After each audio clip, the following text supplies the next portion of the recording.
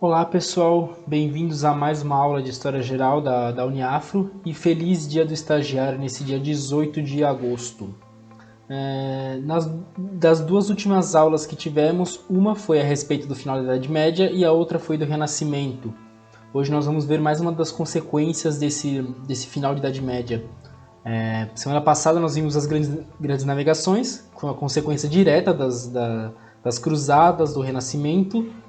E hoje nós veremos mais uma das consequências, que é a Reforma Protestante. Bom, antes de começar a aula de hoje, eu queria falar sobre duas coisas. Primeiro, como sempre, fiquem atentos aos comentários que eu deixo nas respostas que vocês dão nos questionários que eu coloco no Classroom. E, por favor, respondam o questionário. E segundo, que algumas pessoas me perguntaram nas últimas semanas a respeito de dar dicas de estudo. Pretendo fazer um vídeo a respeito disso, a respeito de algumas dicas de estudo, principalmente na área de História. Então fiquem atentos ao canal no YouTube. Dando seguimento, vamos aos slides de hoje. Bom, dando início à aula de hoje, como eu falei, aula 9 do curso de História Geral, Reformas Protestantes. Uma rápida introdução a respeito do assunto.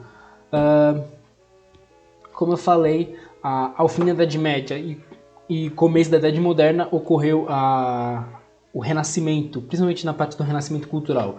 Isso influenciou fortemente uma ruptura na Igreja Católica. A Igreja Católica vinha passando por vários problemas ao fim da Idade Média e com a ideia de retomar ideais antigos, a Igreja Católica começou a entrar em crise. E por isso começaram a se formar novas igrejas, novas religiões na Europa. Essa ruptura da Igreja Católica fez com que formassem novas religiões, novas igrejas, que nós vamos ver hoje. No caso, nós vamos ver as três mais importantes e nós vamos ver como a igreja reagiu a essas reformas. Aqui um pré-reforma, alguns motivos, alguns acontecimentos anteriores às reformas protestantes. Primeiro, as causas. Algumas causas que levaram a essas reformas. A primeira, uma causa econômica. O tal do justo preço versus a usura. A usura era a ideia da igreja de você condenar alguns ideais econômicos, de você cobrar por algumas coisas que, não, segundo a igreja, você não deveria cobrar. Por exemplo, a ideia de justo preço, que começou com a burguesia, é a ideia de você cobrar não só pelo produto, mas você cobrar também pela sua mão de obra, pelo uso do seu esforço para produzir alguma coisa. Isso era condenado pela igreja. Então, essa foi um dos motivos de formarem novas igrejas e um dos motivos da burguesia apoiar essas novas igrejas, porque ela poderia cobrar um preço justo pelos produtos. O segundo, a causa religiosa. O clero era altamente imoral. O clero, ele vivia criticando as pessoas, vivia criticando o modo de vida das pessoas, o que as pessoas faziam no seu dia a dia, mas ele não tinha moral nenhuma para criticar. Tanto é que na Idade Média você via padres, bispos saindo com prostitutas, você via padres e bispos vendendo espaços, vendendo pedaços do paraíso, o que era extremamente imoral. E terceiro, tinha o tal das indulgências. Você pagava para ter o perdão de algum pecado. Então a igreja acabava cobrando para poder perdoar. A partir do momento que você pagava, você recebia o perdão de Deus, o que é extremamente imoral. O terceiro motivo, a terceira causa, a causa política. Eu já comentei nas outras aulas que os papas eles interferiam muito nas nações, nos países, nos reinos. Então os papas que mandavam nos reis, e os reis começaram a ficar meio contra isso, tanto é que muitos reis apoiavam a formação de novas religiões para que o rei tivesse mais poder no seu país, no seu reino. O Papa interferia tanto que os reis ficaram incomodados com isso e acabaram apoiando essas novas igrejas. A última causa, a causa cultural. Com o surgimento do Renascimento, principalmente cultural, as pessoas começaram a criticar tudo que elas viam que vinha da Idade Média, aqueles ideais medievais, eles começaram a criticar. Então começou a surgir esse espírito de crítica, esse espírito de criticar as coisas, de você pensar nas coisas antes de você fazer. Então esses ideais renascentistas que surgiram acabaram fortalecendo as reformas protestantes, porque elas começaram a criticar os ideais católicos medievais. Antes de começar as três reformas, alguns precursores surgiram para dar ideais que iriam fortalecer as reformas protestantes. O primeiro é o John Wycliffe, que era um inglês, que ele era um teólogo, um filósofo, que ele criou o ideal da salvação pela fé. Ao invés de você se salvar apenas fazendo algumas coisas na terra ou pagando para conseguir seus perdões, você só poderia se salvar tendo fé em Jesus Cristo, tendo fé em Deus. O segundo, Jan Hus. Jan Hus foi um padre alemão da Boêmia que foi morto acabou sendo colocado na fogueira, foi morto pela Inquisição ainda na Idade Média, no final da Idade Média, por conta de vários ideais que ele tinha contra a igreja, inclusive um deles que era a Bíblia como fonte de fé. Já que você poderia ser salvado apenas pela fé, como John Wycliffe disse, você conseguiria alcançar essa fé através da Bíblia. A Bíblia seria essa fonte de fé. E essa era uma coisa que a igreja ia contra os dogmas principais da igreja, essa ideia de só a fé poderia salvar uma pessoa. Tanto voltando um pouco, esses dois acabaram influenciando muito os caras que começaram a criar novas igrejas na Europa. Inclusive o John Wycliffe foi um teólogo professor que deu aula para o Lutero, que é o cara que nós vamos ver mais para frente. Bom, que nós vamos ver agora no caso.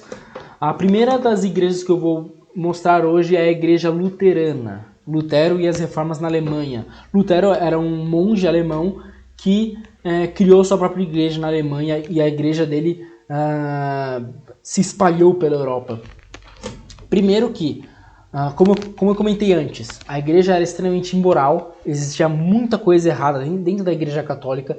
Os padres, os bispos vendiam indulgências, vendiam pedaços do paraíso, vendiam partes da cruz de Cristo. Então, o Lutero ele criou as 95 teses dele, 95 coisas que ele via como erradas na igreja católica, e pregou em vários locais da Alemanha e começou a provocar essa grande reforma da igreja. Ele fazia grandes discursos contra a igreja e isso acabou gerando um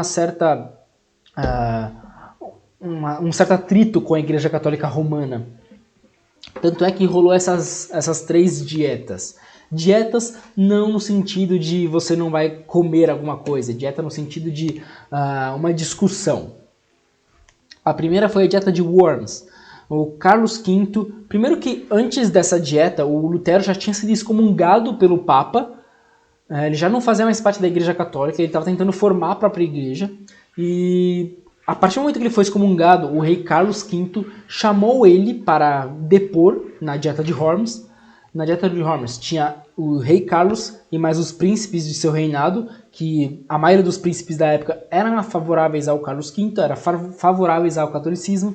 Então o Lutero foi chamado para depor, para falar as ideias dele. Ele não se retratou de nenhuma das 95 teses que ele lançou contra a igreja católica, e por isso ele foi perseguido pelo rei Carlos V. Ele foi julgado e foi condenado, por isso ele foi perseguido pelo rei Carlos V. Por isso o Lutero acabou fugindo, acabou sendo protegido por um dos príncipes que era favorável a Lutero. Ele acabou fugindo, acabou ficando escondido, não foi morto pelo rei Carlos. Ele continuou lançando teses, lançando argumentos contra a igreja católica, e por isso o rei Carlos V proibiu a igreja luterana de exercer seus ideais na Alemanha. A partir do momento que o rei Carlos V proíbe o luteranismo, começa uma guerra civil dentro da Alemanha. Camponeses que ficaram favoráveis ao luteranismo começam uma guerra civil, vários senhores feudais que também eram favoráveis aos ideais luteranos começam uma guerra civil, príncipes começam uma guerra civil contra o rei Carlos V, e o rei Carlos V acaba perdendo muito poder. Tanto é que rola a dieta de Habsburgo. Essa dieta faz com que acabe a guerra civil, comece uma paz, a paz de Habsburgo, como é conhecida também essa dieta, e os príncipes protestantes, alguns príncipes que tiram o seu apoio ao Carlos V, começam a apoiar Lutero e começam a se tornar protestantes. Protestantes é exatamente por causa dessa guerra civil. A igreja de Lutero acabou sendo conhecida como igreja protestante por conta dessas guerras civis que ocorreram, essas guerras de protestos contra o Carlos V. Então esses príncipes que eram considerados protestantes apoiaram Lutero com a seguinte ideia: tal príncipe, tal religião. A ideia deles é de que em cada principado deveria rolar a religião do príncipe que governava aquele pequeno local, aquele pequeno principado. Então os príncipes que eram protestantes, eles queriam que no principado deles só ocorresse a religião do Lutero, a religião luterana, ao invés da religião católica. Bom, algumas características da religião luterana que surgiu a partir dessa reforma. Primeiro, a fé como fonte de salvação, que era aquela que eu comentei antes que eu comentei no slide anterior dos precursores da reforma. Então a fé como uma fonte de salvação, ao invés de apenas fazer coisas na terra, você tinha que ter fé para poder ser salvo, do inferno no caso. O segundo, o fim do celibato. O celibato é aquela ideia de que padres e bispos não podem se casar. Agora não existe mais isso, agora padres poderiam se casar, poderiam criar sua própria família. O terceiro, o fim do culto às imagens. Se vocês veem a Igreja Católica, eles sempre cultuam vários santinhos, eles colocam uma cruz no meio da igreja com o corpo de Cristo. Isso era extremamente visto como uma coisa ruim pela Igreja Luterana, e por isso que o culto às imagens foi proibido na Igreja Luterana. O quarto, o uso de idioma nacional. Isso é uma parte muito importante. As missas na Igreja Católica, anteriores a essas reformas, eram todas feitas em latim. O padre ou bispo, ele ficava de costas para as pessoas enquanto rezava a missa em latim. Então as pessoas muitas vezes não ouviam o que o cara estava falando e não entendiam o que o cara estava falando, porque o latim já tinha entrado em desuso nessa época. Já existiam línguas nacionais nos países. Então o Lutero começou a usar o alemão como um idioma para a sua igreja na Alemanha, e ele defendeu a ideia de que cada nação deveria usar o seu próprio idioma para a missa, para que as pessoas pudessem entender o que elas estão rezando, o que elas estão aprendendo com a igreja. Quinta característica, manutenção do batismo e da Eucaristia. O batismo passou por algumas... tanto o batismo quanto a Eucaristia passaram por algumas mudanças que elas depois foram pegas pela Igreja Católica Romana. Sexto, confissão feita diretamente a Deus. Ao invés de você ir até a igreja e fazer a confissão para um padre, o padre te falar o que você tem que fazer para ganhar o seu perdão, não. Na Igreja Luterana você se confessa diretamente com Deus, você se confessa nas suas orações em casa. Você não precisa ir até a igreja para se confessar, porque um padre ou um bispo é um humano que não tem poderes de te perdoar de um pecado. A última característica foi um apoio da nobreza. Como eu falei, os príncipes apoiaram fortemente a Igreja Luterana. Isso é uma coisa que não ocorreu em algumas outras igrejas que se formaram e já sumiram rapidamente. Aqui na Igreja Luterana ele tinha muito apoio da nobreza, da parte da burguesia mais rica da Alemanha. A segunda igreja, a Igreja Calvinista e a Reforma na Suíça. Bom, a respeito da Igreja Calvinista, primeiro, que existiu um cara chamado Ulrich Zwinglio, que é um cara, o Zwinglio ele era um monge suíço, um padre suíço que tentou fazer uma reforma protestante, tentou pegar os ideais luteranos e trazer para a Suíça, mas ele não teve sucesso porque ele não conseguiu apoio dentro da Suíça. E o Calvino é o cara que conseguiu ter sucesso nessa reforma do Zwinglio. O Calvino, a princípio, era um teólogo francês, ele estudou na igreja, numa escola francesa, numa universidade francesa. Ele estudou várias teorias luteranas, tanto é que ele tentou impor essas teorias luteranas na França, Não conseguiu, foi perseguido na França, que eu coloquei aqui a perseguição religiosa na França. Por conta dessa perseguição que ele sofreu na França, ele acaba fugindo da França e se exilando justo na Suíça do Zwinglio. Por isso que a reforma do Calvino não foi feita no país dele, foi feita na Suíça. Ele se exila na cidade de Basileia, na Suíça, que era a capital no caso, e cria sua própria igreja, a igreja calvinista. Por conta das características que mais tarde eu vou comentar, a igreja calvinista acabou ganhando muito apoio da burguesia suíça e acabou se espalhando muito rapidamente pela Europa. Se espalhou pela Suíça, pela França, mais tarde ela conseguiu adentrar na França. Ela se espalhou por algumas cidades da Itália, por incrível que pareça, se espalhou pela Inglaterra, tanto é que ela influenciou muito a nova igreja que se forma na Inglaterra, que eu vou comentar depois, e se espalhou muito na Escócia. Mais tarde, essa igreja calvinista, ela acaba sofrendo perseguição no Reino Unido e acaba fugindo para os Estados Unidos. É onde hoje a maioria das pessoas nos Estados Unidos, elas não são católicas cristãs, elas são católicas calvinistas. Quer dizer, cristãs calvinistas. Então elas são dessa igreja protestante. Algumas características dessa igreja calvinista. O primeiro, a glorificação do lucro. Você tem que trabalhar para lucrar. Essa é uma ideia que acabou gerando muito apoio dos burgueses, que era a ideia exatamente que eles propagavam, a ideia de você lucrar com o seu trabalho. Por quê? A segunda característica da reforma calvinista é a ideia da predestinação. A ideia de que você está destinado ao que você está fazendo na Terra. Você está destinado a ir para o paraíso ou para o inferno. Deus já sabe para onde você vai a partir do momento que você nasce. Então, você sabe se você está predestinado, se você tem muito lucro durante a sua vida na Terra.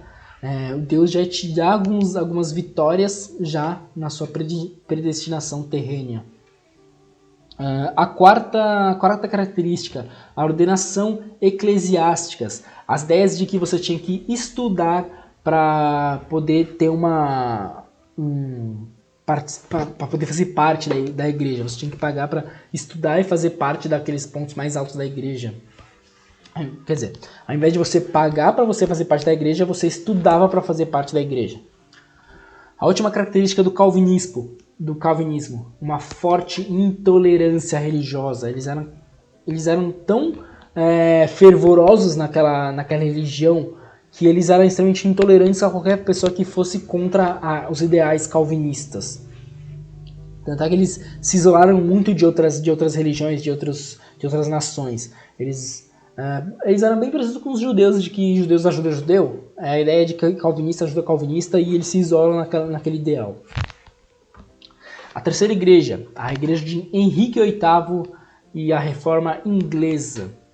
Na Inglaterra também ocorreu uma reforma, a criação de uma nova igreja. A reforma aconteceu da seguinte forma.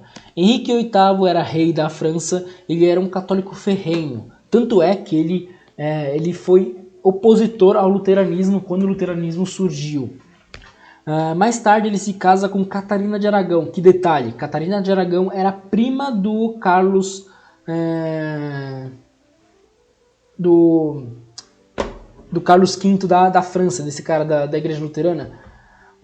A Catarina de Aragão era prima dele. E o Henrique VIII se casou com ela, teve um longo casamento com ela, e algumas lendas surgiram a respeito do casamento dele, de que ele odiava a mulher dele, que a mulher dele era feia, era insuportável. Então surgiram essas lendas. E por conta dessas lendas que surgiu o pedido de separação do Henrique VIII. O Henrique VIII tentou se separar da Catarina de Aragão. E as pessoas pensavam que fosse por conta dessas lendas de que ele odiava a mulher, de que a mulher era feia e tudo mais. Mas na verdade o pedido de separação era por outro motivo. A Catarina de Aragão deu algumas filhas para o Henrique VIII, mas não deu nenhum filho. E ter um filho homem era extremamente importante num reinado para que o filho homem tomasse o poder após a morte do pai. Por isso que ele tentou se separar de Catarina de Aragão, porque ela não estava dando um filho homem para o Henrique, e esse pedido de separação foi negado pelo Papa. Nessa época, uma separação de casamento era extremamente proibida. Até hoje é proibida na Igreja Católica. Tanto é que a Igreja Católica diz que até a morte o separe. Nada pode separar um casamento a não ser Deus. Então você não podia se separar de um casamento nessa época. E quando o Henrique VIII tentou se separar, o pedido foi negado pelo Papa. Mesmo assim, o Henrique VIII se separou porque ele já não aguentava mais a igreja tentando mandar no seu reinado, aquela influência papal que eu tinha comentado antes, o Henrique VIII já não aguentava mais e por isso ele se separa mesmo com um pedido negado pela igreja católica. Ele se separa da Catarina, casa com uma nova mulher, que é a Ana Bolena, e é excomungado da igreja católica por conta dessa separação. Tanto é que ele acaba rompendo com a igreja católica, ele é excomungado, rompe com a igreja católica e forma a sua própria igreja. Ele forma a igreja anglicana. Com a formação da igreja anglicana, ocorre o ato de supremacia. O ato de supremacia nada mais do que do que o parlamento inglês criando uma lei dizendo que o rei está acima da igreja. Então essa nova igreja anglicana ela só responde ao rei. O rei tem poderes absolutos naquela nação. Mais tarde, com a morte do Henrique VIII, a igreja sofre algumas mudanças, tanto é que sofre muita influência da igreja calvinista. Ela se torna uma igreja anglicana calvinista, com alguns ideais calvinistas. Mais tarde, a Maria de Tudor toma o poder na Inglaterra. Ela ganha o poder na Inglaterra, ela se torna rainha da Inglaterra. E detalhe que a Maria Tudor ela é católica e por conta disso o catolicismo volta a reinar na Inglaterra e qualquer pessoa que fosse calvinista ou anglicana acaba sendo perseguida na Inglaterra. Tanto é que muitos fogem para os Estados Unidos por conta dessa perseguição religiosa que ocorre. Maria de Tudor morre, Elizabeth toma o poder de volta na Inglaterra e Elizabeth acaba restaurando o anglicanismo. Mais tarde nós vamos ver um pouco mais sobre as famílias reais inglesas numa próxima matéria, quando eu for falar sobre as nações, os reis absolutos. Assim termina a reforma inglesa, porque a partir do momento que Elizabeth restaura o anglicanismo na Inglaterra, ela termina a reforma, fazendo com que a Inglaterra se torne anglicana até os dias atuais.